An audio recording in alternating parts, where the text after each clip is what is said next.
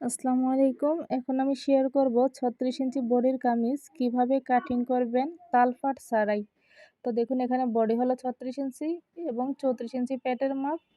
তারপর আমরা বডি অনুযায়ী কিন্তু এখানে হিপের মাপটা নিব।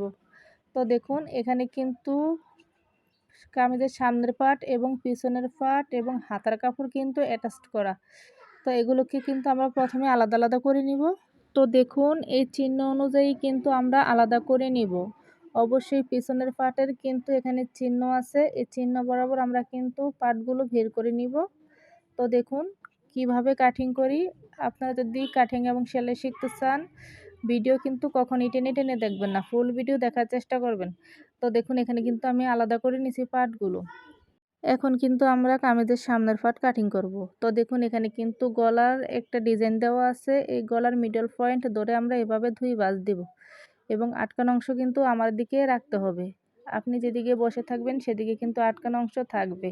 তো দেখুন আমি যেদিকে বসে রয়েছি সেদিকে কিন্তু আটকানো অংশ। তারপর আমরা এভাবে ঘেরের মাপটা নিব, ঘেরের মাপ অনুযায়ী কিন্তু আমরা কাপড়টি ভাঁজ করব। তো দেখুন এখানে 13 ইঞ্চি পরিমাণ আমি নিছি সেলাই সহকারে।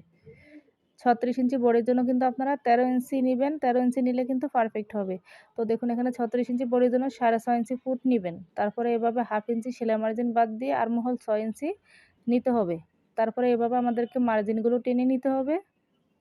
আপনারা চাইলে কিন্তু শেপ কাট ব্যবহার করতে পারেন। তো দেখুন আমরা সাইড ফাড়ার জন্য কতটুকু রাখবো। আপনারা চাইলে কিন্তু সূত্র অনুযায়ী কিন্তু সাইড পাড়ার মাপটা নিতে পারেন। যেহেতু আমার এখানে একটি কামিজ অলরেডি দেওয়া আছে, কামিজের মাপ অনুযায়ী আমি তৈরি করব। তো এভাবে বগলের নিচ থেকে ধরে আমরা সাইড পাড়ার জন্য এখানে আমি 13 ইঞ্চি নিয়েছি। আপনারা চাইলে কিন্তু কাঁধ থেকে ধরেও সাইড পাড়ার মাপটা দিতে পারেন। তো দেখুন এভাবে আমাদেরকে 3টা মার্জিন অবশ্যই দিতে হবে, বডির, পেটের এবং হিপের। এবং বডির মাপ কিভাবে নিতে হয় আপনারা যদি একটু মনোযোগ সহকারে দেখুন তাহলে ইনশাল্লাহ আপনারা খুব সহজে শিখতে পারবেন। তো দেখুন এখানে ৩৬কে 4 ভাগ করে 4 ভাগের 1 অংশ নিতে হবে। তারপরে এখানে পেটের মাপটাকেও সেম 4 ভাগের 1 অংশ নিতে হবে। তারপরে দেখুন এখানে বডি অনুযায়ী কিন্তু আমি এখানে হিপের মাপটা নিয়েছি এবং যদি আপনারা না বুঝেন অবশ্যই ফেসবুক লাইভে জয়েন্ট হবেন। আমি কিন্তু ওইখানে প্র্যাকটিক্যালভাবে আপনাদেরকে দেখিয়ে দিব। তারপরে দেখুন আমরা এই সাইড ফাড়ার মার্জিনগুলো কিন্তু ভালোভাবে দিব এবং ভালোভাবে কাটিং করব। যদি সাইড ফাড়ার এখানে যদি আমরা ভালোভাবে কাটিং না করতে পারি তাহলে দেখা যাবে সাইড ফাড়াগুলো সেলাই করতে গেলে আঁকা-বাঁকা হবে বা দেখতে সুন্দর হবে না, ফিনিশিং ভালো আসবে না। অবশ্যই আমাদেরকে কাটিং ভালোভাবে করতে হবে। প্রথমে কিন্তু বুঝতে হবে কিভাবে আমরা কাটিং করব, মাপগুলো অবশ্যই জানতে হবে, বুঝতে হবে।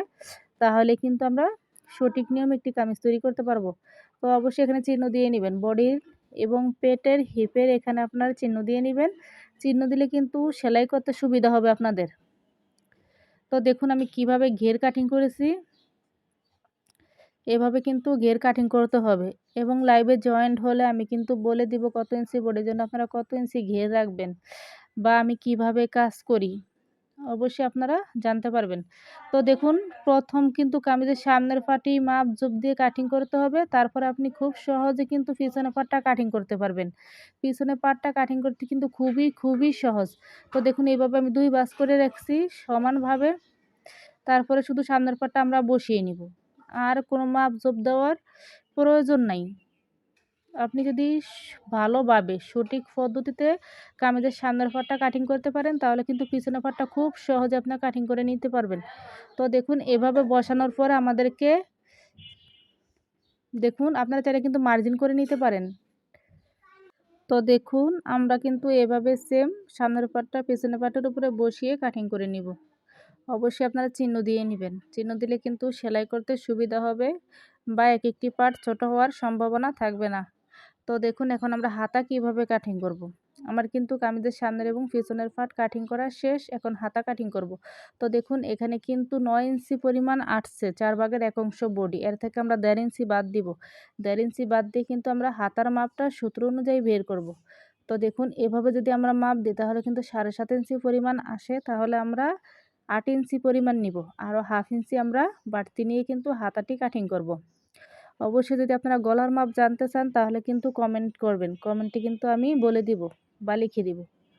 তো দেখুন আমি হাতার লং নিব এখানে 17 ইঞ্চি পরিমাণ। আপনারা আপনাদের মেজারমেন্ট অনুযায়ী বাড়িয়ে অথবা কমিয়ে নেবেন।